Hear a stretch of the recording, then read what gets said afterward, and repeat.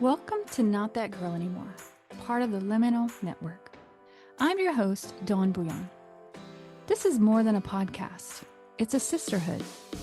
We're reclaiming our voices, our worth, and our lives. One story, one truth, one brave step at a time. Hey, friends. Welcome back to Not That Girl Anymore. I'm your host, Dawn Bouillon, trauma therapist and coach, and the founder here of Embrace Your Brave. And wow, it's kind of been a hell of a week. I had a different episode planned today. Actually a completely different direction to go, but life has a funny way of interrupting our plans. And sometimes the lesson we're living becomes the lesson we're supposed to share. So today I just want to ask you a question. Have you ever walked away from a conversation and thought, I don't think anyone actually heard me?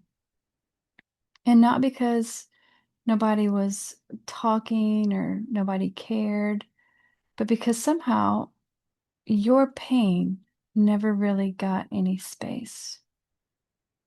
Maybe you started the conversation because your heart was breaking and you finally had the courage to say, you hurt me, or that hurt me, or I'm struggling, or I need you to understand what this has been like for me. And somehow, before the conversation was over, you found yourself talking about their pain, their childhood, their trauma, their diagnosis, their stress, their intentions, their fears, their loneliness, their pain. Again, and yours quietly disappeared again. Have you ever left a conversation wondering, how did we get here? How did I become the one comforting the person after I was the one who got hurt? How did I end up feeling guilty for having a broken heart? And friend,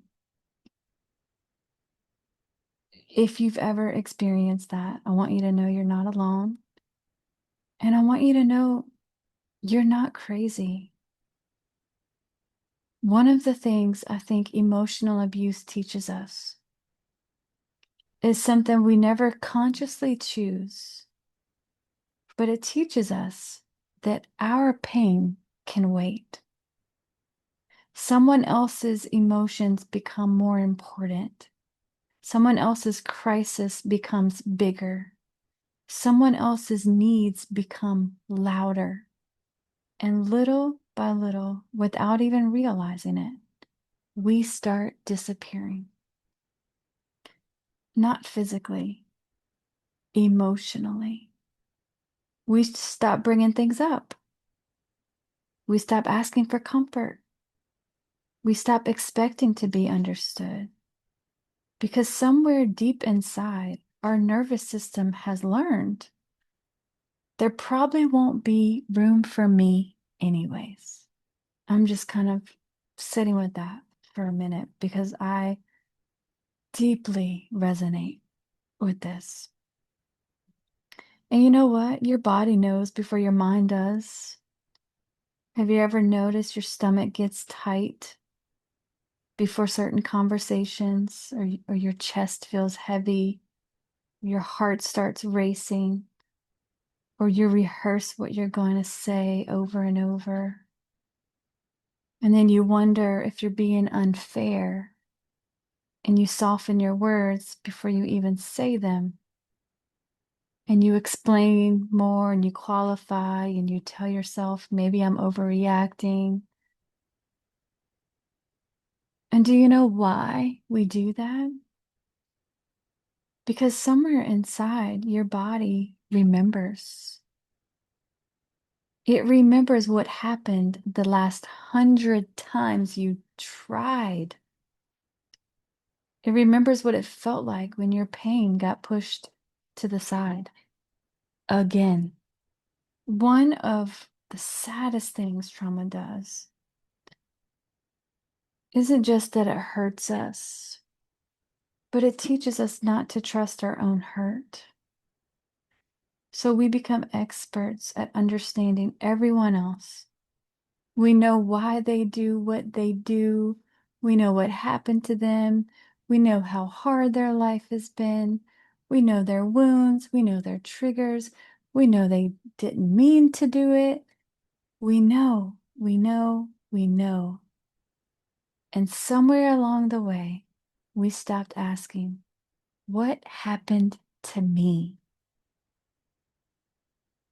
And friend, I wonder how many of us have become incredibly compassionate towards everyone except for ourselves. And hear me out. I'm not telling you to stop having empathy. I never want us to become people who stop caring. The world has plenty of that already. But empathy without boundaries becomes self-abandonment. Understanding someone else's pain should never require you to erase your own. Both can matter. Healthy love makes room for both. One of my favorite things to remind my clients of is both and. Okay, two things can be true. Someone can be deeply hurting and still deeply hurt you. Someone can have significant trauma and traumatize others. Someone can have severe mental illness, and the people who love them can still end up carrying unimaginable pain. Understanding why something happened is important, but it should never become a reason that the impact no longer matters. Because impact is where healing has to begin. So, when was the last time someone simply stayed with your pain? Not fixed it, not explained it, not defended themselves, not made it about them, but just stayed. Imagine, sitting across from someone you love and you tell them about your pain. You tell them your heart is breaking. And instead of interrupting you or correcting you or explaining, they just simply reach across the table and look you in the eyes and say, tell me more. I want to understand you. Help me see what this has been like for you. Can you feel what happens in your body just imagining that happening?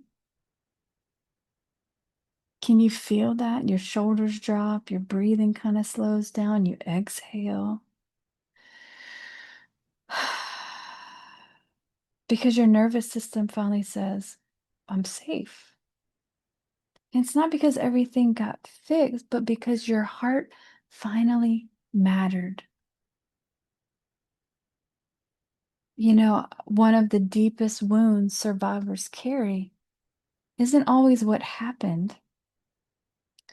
Sometimes it's that nobody ever stopped long enough to really understand what it did to them. Many people knew the facts, but they never understood the cost. Huh. The sleepless nights, the anxiety, the hypervigilance, the second guessing, the grief, the loneliness. the invisible weight you carried while everyone else kept living their lives. Friend, I see you. And that matters. All of it matters. And I think that's why boundaries can also feel so scary, because if you spent many years making room for everyone else, creating space for yourself feels selfish. It feels wrong. It feels cruel. It feels like you're abandoning someone. But maybe you're finally stopping the abandonment of yourself. And there's a difference in that. One of those is rejecting another person, but the other is refusing to disappear anymore.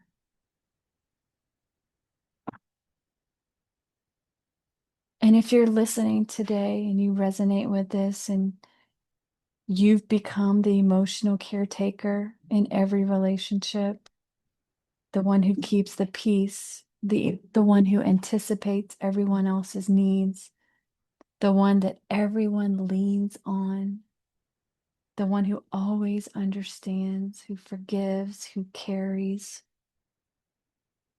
Here's my question, friend. Who carries you? Who notices when you're exhausted? Who asks about your heart? Who sits with your grief? Who reminds you that you matter too? And if the answer is not many people, then I'm so sorry, because you were never meant to carry the world by yourself.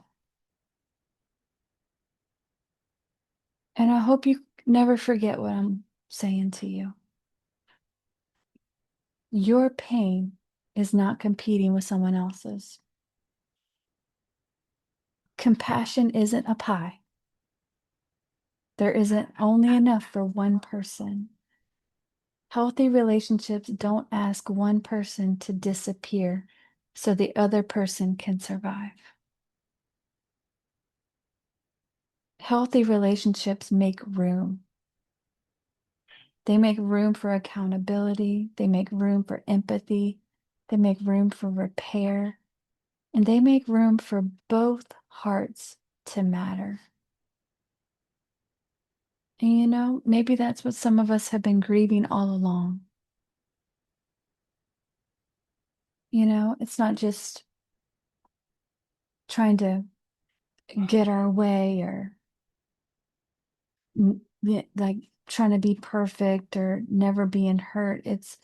We've been grieving the absence of space, space to matter, space for our tears, space for our fears, space for our story, space for someone to simply look at you and say, I see you. I believe you. I didn't realize how much this cost you. Thank you for trusting me enough to tell me. If no one has ever said those words to you, let me. Friend, I believe you. I believe your pain, and I believe it changed you. I believe it cost you more than most people will ever, ever know. And I want you to hear this. Your pain matters.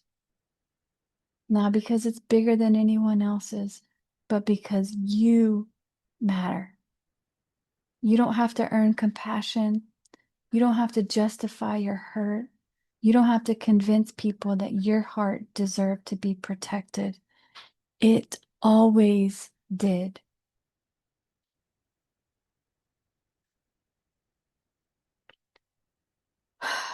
And as we close today, I invite you to just put your hand over your heart for just a second